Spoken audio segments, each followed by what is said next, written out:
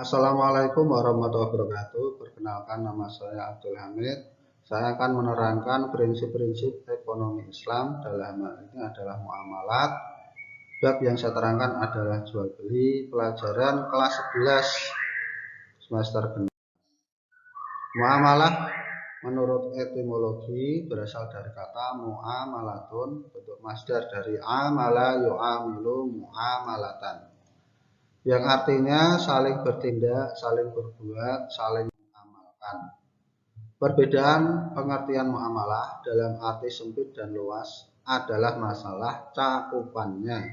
Pengertian luas itu mencakup munakahat, warisan, politik, pidana, dan yang lain. Pengertian secara sempit hanya tentang ekonomi. Ruang lingkup fikih muamalah itu banyak sekali, dari poin 1 sampai 43, ada harta dan ukut, buyuk, arahan, dan yang lain. Itu. Sedangkan ruang lingkup di era modern sekarang ini yang terbarukan ada perbankan, asuransi, pasar modal, obligasi, dan yang lain banyak ya. Ini bisa tambah mungkin ya, ini ada 12 yang saya tambah. Muamalah yang saya tampilkan materi pertama sebab yaitu jual beli. Kita akan membahas dalil, pengertian, dan hukum. Sebagai makhluk sosial, kita tidak lepas dari yang namanya berinteraksi dengan orang lain. Untuk memenuhi kebutuhan kita melakukan jual beli, dan Allah mengaturnya di Quran surat Al-Baqarah ayat 275. A'udzubillahi minasyaitonir rajim wa ahallallahu bai'a wa harrama riba. Dan Allah telah menghalalkan jual beli dan telah mengharamkan riba. Itu adalah dasar kita melakukan jual beli.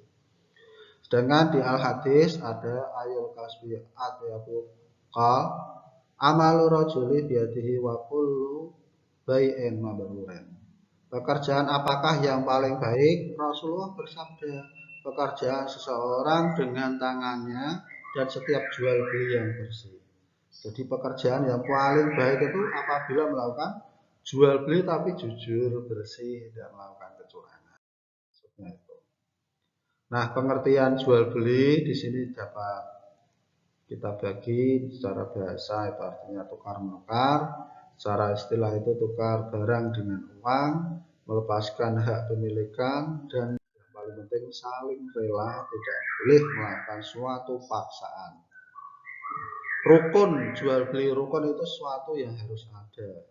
Paling tidak di sini kita ada 3 ya. Yang pertama adalah pelaku, penjual, pembeli yang akil balik. Rukun jual beli yang kedua adalah barang ya.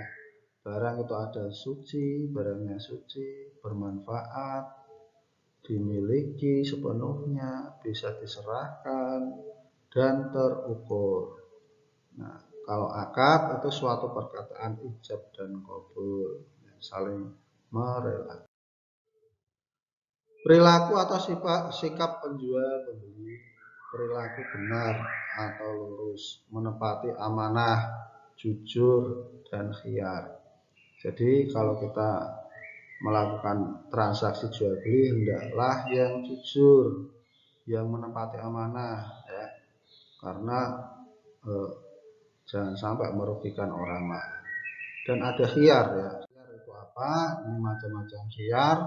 Ada yang namanya khiyar majelis, hak pilihan ketika di tempat jual beli, hak untuk menentukan pilihan bagi kedua belah pihak antara penjual dan pembeli untuk melangsungkan jual beli atau membatalkannya selama masih di tempat majelis ya, dalam satu tempat majelis jual beli.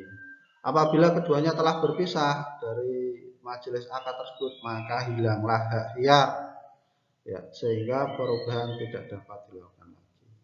Khiyar syarat, kedua orang yang sedang melakukan transaksi jual beli mengadakan kesepakatan menentukan syarat atau salah satu di antara keduanya menentukan hak khiyar sampai waktu tertentu, maka ini dibolehkan meski rentang waktu berlakunya hak khiyar tersebut cukup lama.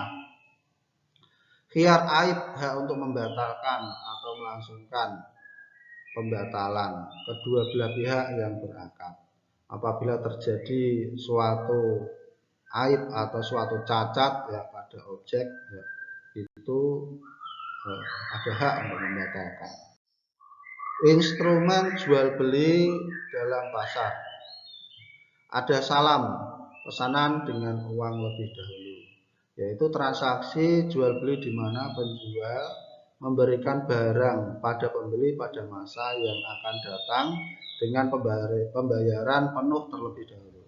Istisna, pesanan dengan uang belakangan. Akad jual beli dalam bentuk pemesanan pembuatan barang tertentu dengan kriteria dan persyaratan tertentu yang disepakati antara pemesan atau pembeli dan penjual atau pembuat.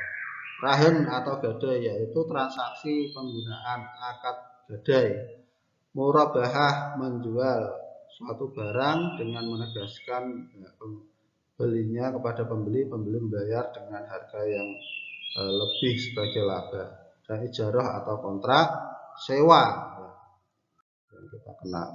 Transaksi yang dilarang ya, tidak semua transaksi itu diperbolehkan ya. Transaksi yang dilarang ya, semua investasi dan perdagangan atas barang atau jasa yang diharamkan oleh Allah.